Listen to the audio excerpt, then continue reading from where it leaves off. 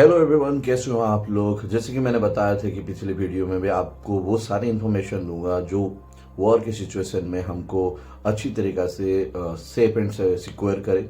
और आज मैं आपको एक टॉपिक में कहना चाहूँगा, वो है फूड क्राइसिस, मतलब खाने की कमी। अगर आगे जाके वार हो ही जाता है तो आपको इस चीज़ को लेके आप अपनी फैमिली और अपनी सोसाइटी को कैसे सेव करके रखोगे, इसके बारे में पूरी जानकारी दूंगा।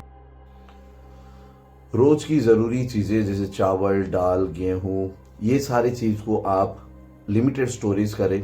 जितना कम हो पाएगा उतना स्टोरेज करें, जब तक आपको लगता है कि 1-2 महीने के अंदर तक आप स्टोरेज करें। कोल्ड स्टोरेज बनाएं जिसमें आप ग्रीन वेजिटेबल्स वगैरह आप उसमें स्टोरेज करके रख सकते हो।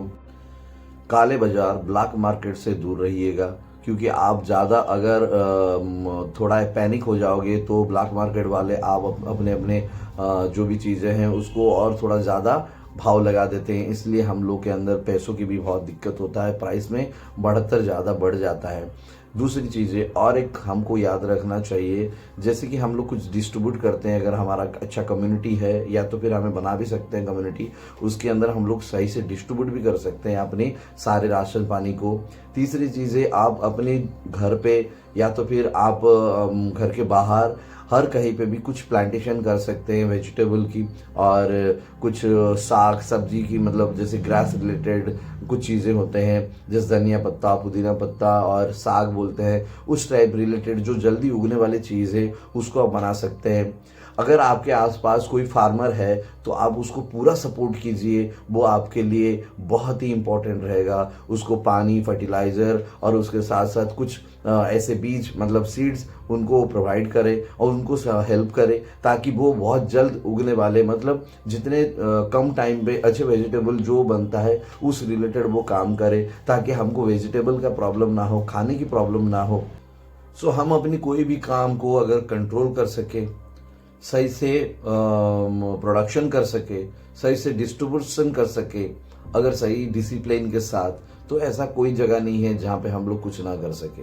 इन द सेंस, हम लोग को पहले जो भी प्रोडक्शन करना है वो अच्छी तरह से प्रोडक्शन करना पड़ेगा, उसको सही तरीक़े से हमको कंट्रोल करना पड़ेगा। जैसे हम लोग की सोसाइटी में देने के लिए जो भी मैनेजमेंट पावर है आप सभी का, और उसको डिसिप्लिन के साथ अगर हम लोग कर सकते हैं तो इसमें कोई डिस्टर्बेंस भी नहीं होगा, और हम लोग बहुत ही आसानी तरीके से हम अपनी सिस्टम को मैनेज कर सकते हैं।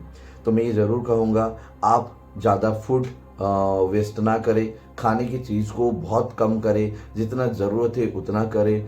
ड्राई फूड और कुछ पैकेजिंग फूड को सेव करके रखें, अब कुछ महीने तक रखें, ज़्यादा रखने की ज़रूरत नहीं है। जिस चीज़ की ज़रूरत हो, अगर कोई दूसरे के पास कोई हेल्प, कोई जरिया नहीं है तो उसको सहायता करें। ग्रीन वेजिटेबल और जल्द से जल्द उगने वाले सब्जियां को उगाने के लिए फार्मर को सपोर्ट करें, पानी की सपोर्ट करें। अगर सोसाइटी में कोई भी ब्लैक मार्केट वाला आपको अफवाह करवाता है, पैनिक करवाता है, तो उसके एगेंस्ट आप एक्शन ले।